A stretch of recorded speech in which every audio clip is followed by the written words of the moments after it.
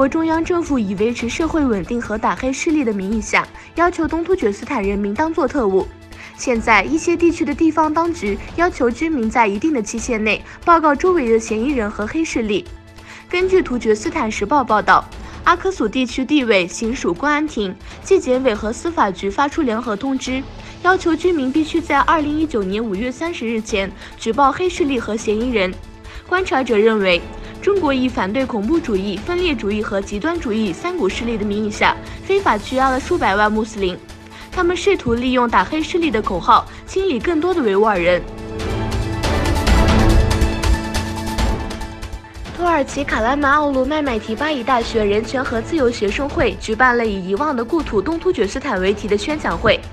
东突厥斯坦教育和协助协会秘书长阿布莱提阿布杜热赫曼应邀出席了会议，并介绍了东突厥斯坦问题。与此同时，艾斯基谢希尔乌斯曼加齐大学神学学院举办了以故乡东突厥斯坦为题的活动。活动中，东突厥斯坦理事会主席图姆图尔克回答了有关东突厥斯坦的提问。俄罗斯海军在北约部队与俄罗斯之间紧张局势不断波罗的海进行导弹射击演习。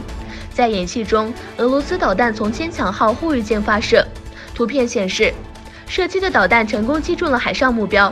拉脱维亚国防部发言人卡斯帕斯于4月14日宣布，俄罗斯计划在波罗的海进行导弹实验。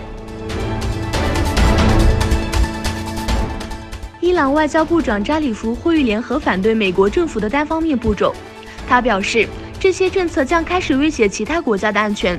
根据伊朗外交部的消息，扎里夫参加了在卡塔尔多哈举行的第16届亚洲合作对话外长会议。他在演讲中批评了美国的政策。